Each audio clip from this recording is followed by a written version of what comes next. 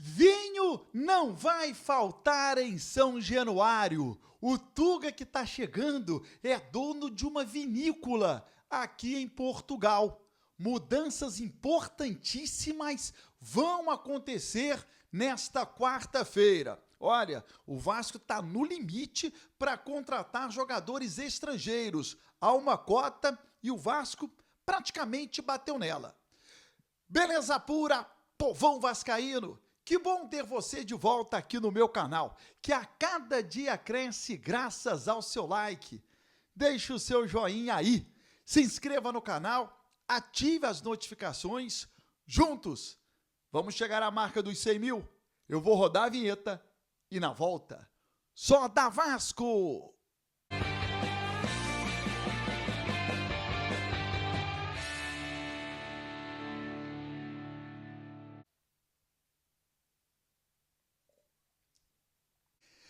Vinheta rodada, o tempo que você teve de se inscrever no canal. O meu muito obrigado. Ei, vinhetinha ruim, hein? Essa vinheta não tá legal, não. Preciso de uma vinheta nova, algo mais identificado com o Vasco, né? Essa vinheta era da época que eu falava sobre assuntos genéricos. Já vão falar do dono de uma vinícola que está desembarcando para comandar o futebol do Vasco, novo diretor executivo. Vamos falar dele já. Bom, mudanças importantíssimas vão acontecer amanhã. Reunião dentro da Federação Carioca para definir o próximo campeonato estadual. E o que vai mudar? De cara, o Carioca ele não será realizado em 15 datas, e sim em 11. Aquele formato em que o Vasco jogava 11 vezes na primeira fase, enfrentando todos os adversários, não será repetido.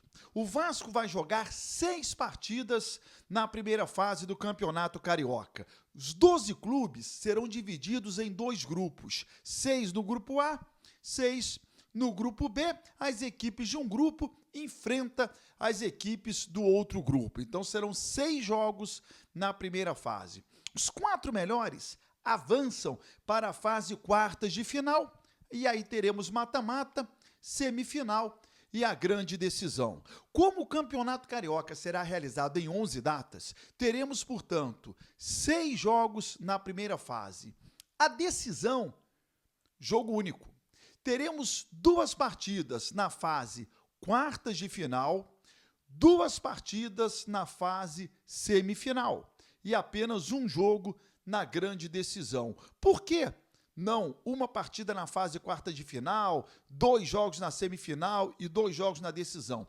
Exatamente para fortalecer o time grande, para que ele possa, em 2 partidas, eliminar uma possível zebra e ter a garantia, não a garantia, mas um caminho mais assertivo de ter uma decisão envolvendo 2 grandes clubes do futebol carioca. Essa é a ideia que será aprovada nesta quarta-feira na sede da Federação Carioca.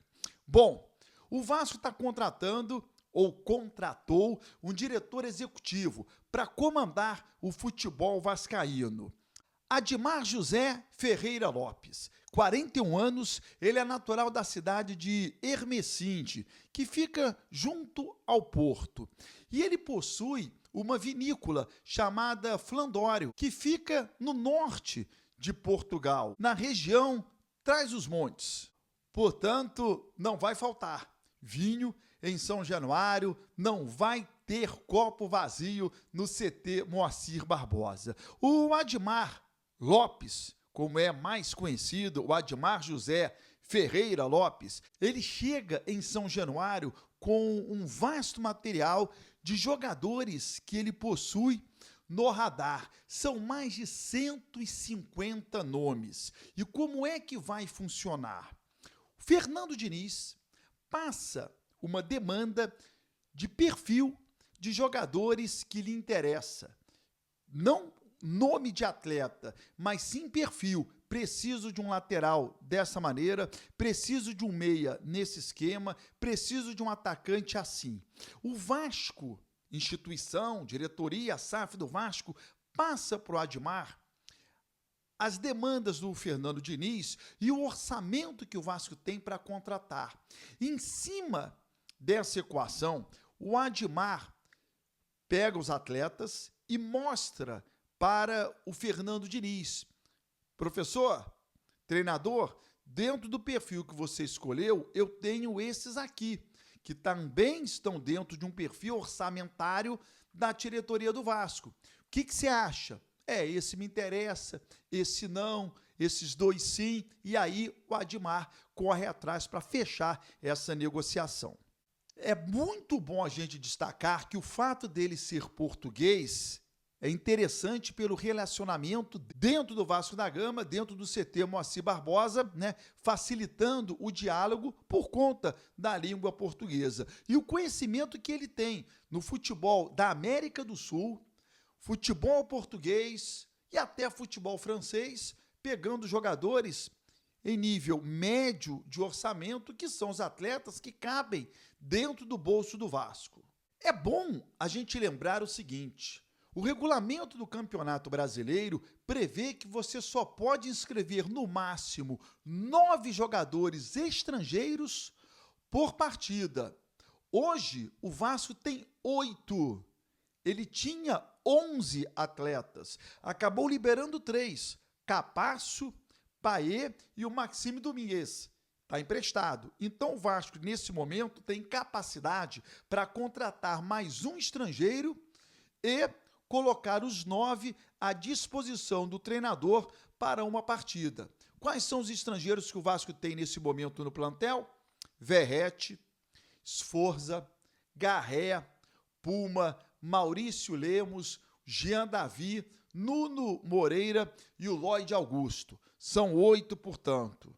O Vasco só pode contratar mais um, a não ser que ele dispense outros gringos que lá estão. É importante ter este cenário para que o Vasco não contrate estrangeiros e não possa colocá-los à disposição do Fernando Diniz, ele sendo obrigado sempre a cortar um do banco. Não faz o menor sentido isso. Em relação ao Léo Jardim, correu a notícia de que o Admar Lopes teria um bom trânsito com o Léo Jardim, porque ele teria levado o Léo Jardim para o Lille, e quando ele foi para o Boa Vista, ele levou o Léo Jardim para o Boa Vista. A história não é bem essa, tá? O Léo Jardim fez uma temporada espetacular em Portugal, e aí foi para o Lille. Quem intermediou essa negociação foi o Deco, ex-jogador e empresário à época, fez essa negociação aí.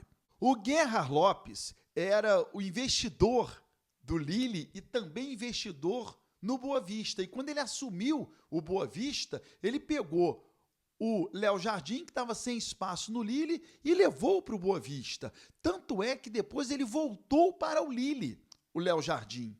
O diretor executivo do Boa Vista, à época, era o Luiz Campos. Então, essa transferência do Léo Jardim do Lille para o Boa Vista e depois retornando ao Lille foi por interferência do Gerhard Lopes e não por conta do Admar, que pode até ter bom trânsito com o Léo Jardim, mas não pode ser melhor do que o trânsito que o Léo Jardim tem hoje dentro do Vasco da Gama.